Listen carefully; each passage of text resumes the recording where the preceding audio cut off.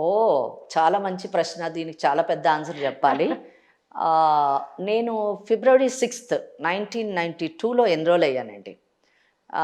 అప్పుడు అంటే చట్టం ఎప్పుడూ ఒకేలాగుంటుంది. హ్మ్. చట్టం 33 ఏళ్ళు గానియండి, 300 ఏళ్ళు గానియండి, చట్టం ఒకటే ఇదిలో వెళ్తుంది. అది ఈ మధ్యన కొన్ని యాక్ట్స్ అయితే మార్చారు. ఇండియన్ అవును. పీనల్ అమెండ్మెంట్స్ కోడ్ అయ్యాయి. అవన్నీ కూడా. ఓకే. ఏది మారినా కానీ క్రైమ్ అవే క్రైమ్. శిక్షలు మార్పులు చిన్న చిన్న మార్పులుంటాయి. ఆహ్, అయితే ఒక న్యాయ వ్యవస్థలో మాత్రము కొంచెం ఫస్ట్ 11 ఇయర్స్ మనం తీసుకుంటే నేను చెప్పాను గదా! 92లో ఎన్రోల్ అయ్యాను.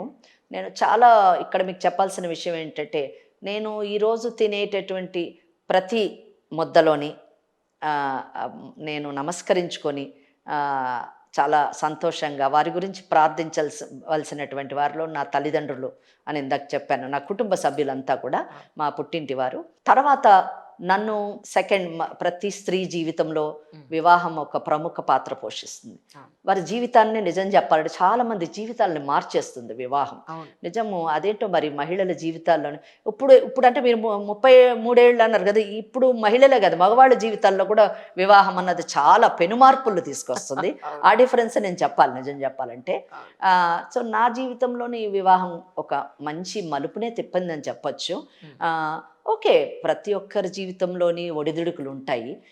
ఆ ఒడిదుడుకులు అంత అధిగమించలేనటువంటి ఒడిదుడుకులు కాదు. హ్మ్. ఎందుకంటే నాకేమో రాసి రంపాన పెట్టేటటువంటి అత్తమామలు, ఆడపడుచులు అటువంటి పరిస్థితి ఏమీ లేదు. మంచి అత్తగారు, మామగారు అన్నిటికంటే ముఖ్యంగా న్యాయవాద వృత్తిలో ఉన్న నన్ను ప్రోత్సహించేటటువంటి వారు. భర్త కూడా.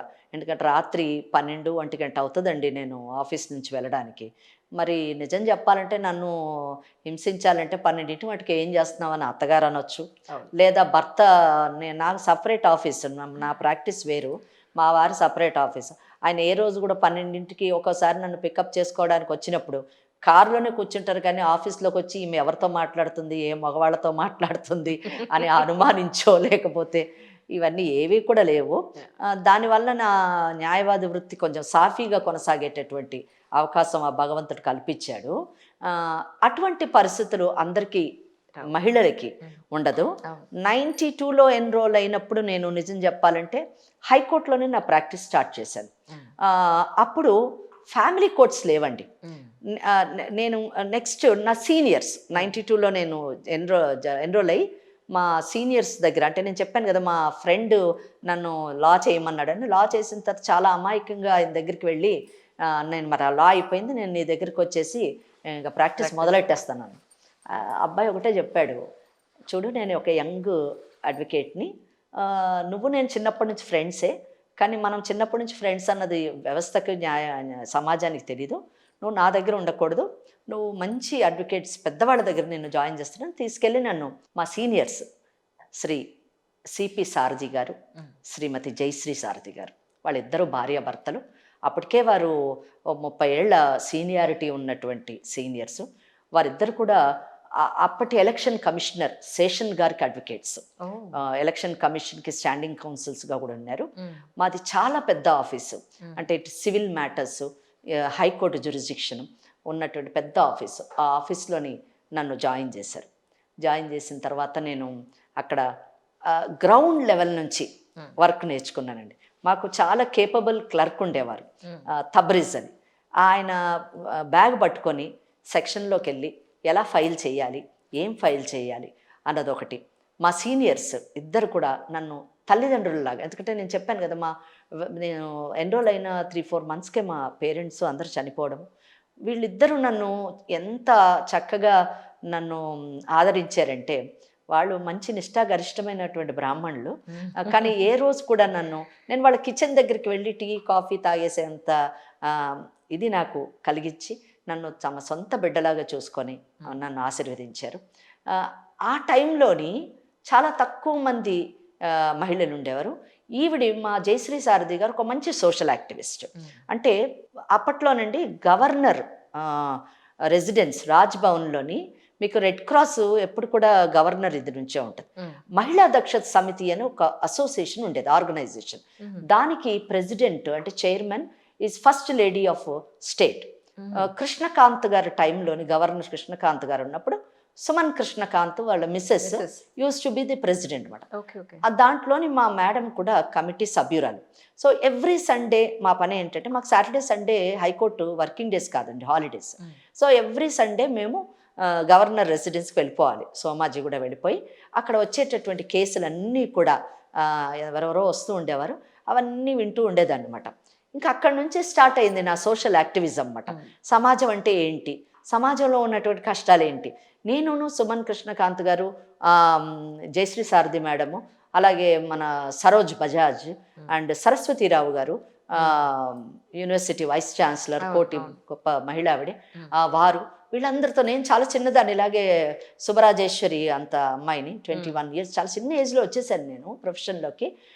వారి వెనకాల వెళ్ళిపోయి వాళ్ళతో పాటు స్లమ్స్లోని అన్నిట్లోని పనిచేస్తూ ఉండేదాన్ని. పని చేస్తాడు ఆ టైంలో. నేను ఇదంతా ఎందుకు చెప్తానండి, మీరు డిఫరెన్స్ అడిగారు కదా, ఆ టైంలో ఫ్యామిలీ కోర్ట్స్ లేవండి. మామూలు సివిల్ కోర్టులోని ఎప్పుడో అండి, ఒక 10 ఏళ్లకు ఒకసారి ఒక్క కేసు, డైవర్స్ కేసు పడితే అది చాలా గొప్ప విషయం. ఆ డైవర్స్ కేసు మా మేడం దగ్గరికి వచ్చేది, ఆ ఒక్క కేసు. ఆ ఒక్క కేసుకి నన్ను పంపించేవారు, వెళ్ళి చూసిరా అని చెప్పేసి. ఎందుకంటే వారిద్దరు కూడా హైకోర్టులోనే ఉండేవారు. ఈ కేసులు కింద కోర్టులోనే వస్తాయి కాబట్టి ఆ కింద కోర్టుకి వాళ్ళు రారు కాబట్టి నన్ను పంపించేవారు. నేను వెళ్ళి ఆ కేసు చూసుకొని వస్తూ ఉండేదాన్ని. నాకు అది మరి నా అదృష్టమో మరి ఏంటో నాకు తెలియదు, కానీ నేను ఎవరికైతే అపియర్ అవుతానో ఆ ఆపోజిట్ పార్టీ ఎప్పుడు కూడా నాకు కనెక్ట్ అయిపోతూ ఉంటారు. వాళ్ళ అడ్వకేట్ కంటే కూడా నాతోనే ఎక్కువ వాళ్ళు ఉండడము, నేను వాళ్ళతోని, నాకు కూడా ఏం డిఫరెన్స్ ఉండదు. ఈ రోజు కూడా నా క్లయింట్తో పాటు అదర్ సైడ్ క్లయింట్స్ను కూడా నేను నా క్లయింట్తో ఈక్వల్గానే చూసేటటువంటి మనస్తత్వం నాకుంది. ఇక అలాగే చేస్తూ ఉండి అక్కడే కౌన్సిలింగ్ చేసేసి వీలైనంత మటుకు వాళ్ళిద్దరిని కలిపేయడానికి ప్రయత్నం చేస్తూ ఉండేదాన్ని. 94లో ఐ బికేమ్ ఇండిపెండెంట్. అంటే 2 years మాత్రమే నేను సీనియర్తో ఉన్నాను. 94లోనే ఒక పెద్ద బ్రేక్ వచ్చింది నాకు. నేను ఇక్కడ ట్యాంక్ బండ్ దగ్గర ఉన్నటువంటి బోట్స్ క్లబ్ ముందు ఉన్నటువంటి షెడ్స్ వర్క్షాప్స్లోని ఒక 30-40 వర్క్షాప్స్ గవర్నమెంట్, అప్పట్లోని ఉన్నటువంటి గవర్నమెంట్, ఎన్టీ రామారావు గారు ఉన్నారు అప్పుడు, ఆ టైంలోని దాన్ని డిమాలిషన్ చేశారు. ఇది గవర్నమెంట్ ల్యాండ్ అని చెప్పేసి డిమాలిషన్ చేస్తున్న టైంలోని అప్పటి ఎమ్మెల్యే శశిధర్ రెడ్డి గారు, వారు మొత్తము ధర్నా అవన్నీ, పొలిటికల్ ధర్నాలు అవన్నీ చేశారు. Somebody as approached me. నేను అప్పుడే ఇండిపెండెంట్ అయ్యాను. ఇండిపెండెంట్ అంటే అవ్వాలి అనుకున్నాను, అయ్యి అట్లా ఒక కేసు కూడా చేతిలో లేదు. ఎలాగ బ్రతకడము, ఇంట్లో చూస్తే అందరూ పోయారు. నా లైఫ్ చాలా క్రిటికల్. అంటే అప్పుడు మటుకు ఉన్నటువంటి ఒక ప్రొటెక్షన్ కానివ్వండి, ఆ ప్రేమ, అవంతా అన్నీ పోయినాయి. I became all alone. ఎలాగా నేను బ్రతకడము, 14 రూపాయలు ఉన్నాయి చేతిలోని, ఈ 14 రూపాయలతో జీవితం ఎలా కొనసాగించాలి. నాకు ఇంకొక బాధ్యత, మా పిన్నమ్మ, మా అమ్మమ్మ, వాళ్ళు ఏ రోజు సూర్యుడిని కూడా చూడలేదు. అటువంటి మహిళల్ని పెట్టుకొని నేను ఎలా ముందుకెళ్ళాలి, చిన్నదాన్ని ఎలాగనేటటువంటి ఒక ఇది. ఆఫీస్ వదిలేశాను, వచ్చాను. కొంచెం చిన్నప్పటి నుంచి కొంచెం సెల్ఫ్ రెస్పెక్ట్ ఎక్కువ, నాకు ఆవేశం కూడా ఎక్కువ. మా సీనియర్ ఏమీ అనలేదు, ఏదో చిన్న తప్పు చేస్తే ఇలాగ అంటే ఓకే, నేను ఇంక వాళ్ళ నుంచి రాను ఆఫీస్కి అని వచ్చేసి కుర్చీలో కూర్చొని ఏం చేయాలి, నేను ఒక పని చేస్తాను, ఏదన్నా కాలేజీలో లెక్చరర్ జాబ్ చూసుకుంటాను అని అనుకుంటున్నాను. వెంటనే అనుకున్న గంట కూడా కాలేదండి, భగవంతుడు చూసారా, మేబీ అతను నన్ను అడ్వకేట్గానే చెయ్యాలనుకున్నారా భగవంతుడు. వెంటనే ఈ క్లయింట్స్ వచ్చేసి, ఏమిటి మా డిమాలిషన్ చేసేస్తున్నారు, మమ్మల్ని ఎలాగైనా మీరు కాపాడాలి. నాకు అడ్వకేట్ అంటే అన్నీ ఉండాలండి. ఒక ఆఫీస్ ఉండాలి, ఒక టైపిస్ట్ ఉండాలి, ఒక టైప్ మిషన్ ఉండాలి, పేపర్లు ఉండాలి, ఇవన్నీ ఏమీ లేవు కదా. అప్పుడే వచ్చాను, గంట కూడా కాలేదు ఇండిపెండెంట్ అయ్యి. ఏం చేయాలో అర్థం కాలేదు. ఒక టైప్ మిషన్ అయితే మా ఇంట్లో ఉండేది, లక్కీలీ. ఇంకెవరినో పట్టుకొని మీరు టైప్ చేయండి అంటే, ఇది గవర్నమెంట్కి పార్టీలకి వచ్చినటువంటి డిస్ప్యూట్ వలన కరెంటు తీసేశారండి. చాలా జరిగాయండి, అప్పటి పేపర్లలో కూడా వచ్చాయి. ఎన్టీ రామారావు గారు ఒక ఆడకూతుర్ని ఈ విధంగా బాధ పెట్టకూడదు, ఇది తప్పు అని ఒక స్టేట్మెంట్ కూడా ఇచ్చారు. సరే, పేర్లు మనం ఏమీ తీసుకోవద్దు, ఎవరు ఇలా చేశారు ఏంటి అని. పేపర్లో అయితే న్యూస్లో ఉంది. అయితే ఇంకా రాత్రి దాన్ని తయారు చేసి దాన్ని హైకోర్టులో వేసి నేను స్టే తీసుకొని వచ్చాను. స్టే తీసుకొని వస్తే మంచి జడ్జెస్ అప్రిషియేట్ చేసి, యంగ్ కాబట్టి ఎంకరేజ్ చేయాలి అని నేను కూడా ఒకటంటే అప్పుడు భయం లేదు, ఉమ్. ఇప్పుడు భయం వచ్చింది. అప్పుడు ఏది పడితే అది వాదించేయడమే. ఎదుట ఉన్నటువంటి వారు న్యాయమూర్తులు, వారు మేధావులు, విజ్ఞులు. మనం కొంచెం ఇదిగా ఉండాలని లేదు. ఏదైతే ఏమైంది, ఇక్కడ అన్యాయం జరుగుతుంది అంటే ఇప్పుడు మీరు ఇందాక అడిగిన ప్రశ్నలాగమాట, అవును. దాంట్లో చట్టం గిట్టం అదంతా మాకు తెలియదు. ఉమ్. ఈ అన్యాయం జరుగుతుంది, మనం పోరాడాల్సిందే. అంతే. అసలు మనం చదువుకున్నది ఎందుకు, అందుకే కదా. అసలు మా వాళ్ళు ఇంత త్యాగం చేసింది ఎందుకు, ఇందుకే కదా అని చెప్పేసి ఒకటే వాదిచ్చేసి మొత్తం మీద స్టే తీసుకున్నాను. రిట్ కూడా గెలిచాను. ఉమ్. గెలిస్తే ఏమైంది, గవర్నమెంట్ మరి వాళ్ళు కూడా పట్టుదలగా ఉన్నారు, ఇది అవును గవర్నమెంట్తో కదా. పోరాటం. వాళ్ళు ఏం చేశారు, అప్పీల్కి వెళ్ళారు. అప్పుడు ఉన్నటువంటి చీఫ్ జస్టిస్, చాలా లర్నడ్ చీఫ్ జస్టిస్, ఆయన ముందు ఆ కోర్టులోని ఫస్ట్ కోర్టులో పెద్ద పెద్ద అడ్వకేట్స్ కూడా కూర్చోవడం మానేశారు. ఉమ్. అంటే ఆయన అడిగేటటువంటి ప్రశ్నలకి, ఆయన విమర్శించేటటువంటి విధానానికి, ఆయన కండక్ట్ చేసేటటువంటి విధానానికి కొంచెం ఇదయ్యేవారు. ఉమ్. మనకు అదంతా ఏమీ తెలియదు. ఆయన ముందు కేసు వచ్చింది, ఈ కేసు అప్పీల్ వచ్చింది.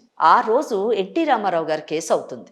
ఆ ఎన్టీ రామారావు కేసు గురించి పెద్ద పెద్ద అడ్వకేట్స్, సుప్రీంకోర్టు అడ్వకేట్స్, వేణుగోపాల్ గారు, పెద్ద పెద్ద వారు అందరూ వచ్చి కూర్చున్నారండి. మనకు అది కూడా తెలియదు, వీళ్ళెవరో మనకు తెలియదు, ఆయన గొప్పతనం మనకు తెలియదు. కేసు ఆయన పిలవగానే 4ంటికి మా కేసు వేశారు. బ్రేక్ ఇచ్చారు. ఎన్టీ రామారావు గారి కేసు 4 గంటలకు అయిన తర్వాత ఈ కేసు వేశారు.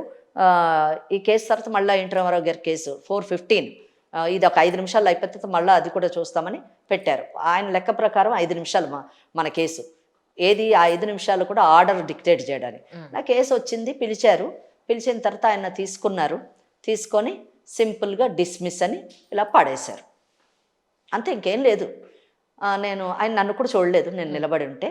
నేను అన్నాను, with your lordship's kind permission, your lordship yes అన్నారు ఆయన. అప్పుడు చూసిన చూపు ఒక క్రిమి కీటకాన్ని చూసినట్టుగా చూశారు. ఆ చూపు నాకు ఇంకా గుర్తుంది.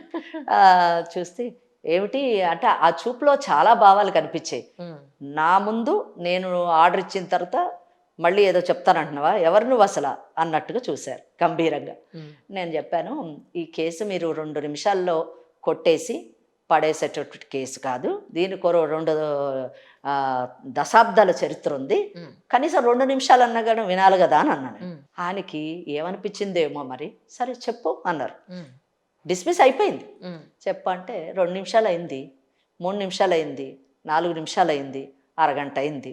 వింటూనే ఉన్నారు. ఆయన అనవలసినవి అన్నీ అంటూనే ఉన్నారు, నేను చెప్పాల్సిన సమాధానాలన్నీ చెప్తూనే ఉన్నాను. ఆ ఆర్గ్యుమెంట్లోని ఒక స్టేజ్లో అన్నారు, నేను అన్నాను, మా వాళ్ళు చాలా బీదా బిక్కి అండి, అటువంటి బీదా బిక్కి జీవనోపాధం పోయి అన్ని కుటుంబాలు రోడ్డు మీదకి వస్తాయి, మీరు ఇచ్చినటువంటి తీర్పు వల్ల తప్పు అని. వేరే జడ్జిమెంట్స్ ఏవో ఇటువంటి పరిస్థితుల్లో ఇచ్చినటువంటి జడ్జిమెంట్స్ చూడండి అని చెప్తే, నీ క్లయింట్స్ ఏమీ అంత బీదాబిక్కి కాదు అని అన్నారు. అంటే నేను అన్నాను, నా క్లయింట్స్ నిజంగా మీరన్నట్టు గొప్పవాళ్ళు అయితే ఈ పక్కన ఉన్నటువంటి మరి సుప్రీంకోర్టు అడ్వకేట్లు అందరూ వచ్చారు కదా, ఇలాంటి వాళ్ళని పెట్టుకుంటారండి, నన్ను ఎందుకు పెట్టుకుంటారు చెప్పండి అడ్వకేట్గా అన్నారు. నువ్వేమీ తక్కువ దానివి కాదు, నువ్వు అలా నిన్ను నువ్వేం డిగ్రేడ్ చేసుకోవద్దు అని అన్నారు. మరి మీరు డిస్మిస్ చేశారు, ఇంక డిస్మిస్ చేస్తే నేను అలాగే అనుకోవాలి, నా పరిస్థితి అదే అని చెప్పేసి అని అన్నారు. ఇలాంటి మాటలు కొన్ని జరగడం, ఆయనకి ఒక అభిప్రాయం అయితే వచ్చింది, ఈ అమ్మాయి చాలా కొంచెం స్టబ్బర్న్ అని అనుకున్నారేమో మరి. మొత్తం మీద ఆ డిస్మిస్ అన్న తర్వాత హవెవర్ అని నెక్స్ట్ పారాగ్రాఫ్ యాడ్ చేసి, ఈ ల్యాండ్ని వీళ్ళకి గవర్నమెంట్ అమ్మాలి ఈ మార్కెట్ వాల్యూతోనని వేశారు. అది రిపోర్ట్ కూడా అయింది ఆ కేసు. అలాగా నా న్యాయవాద వృత్తి ప్రయాణం మొదలైంది. ఆ తర్వాత వెనకకు తిరిగి చూడలేదండి.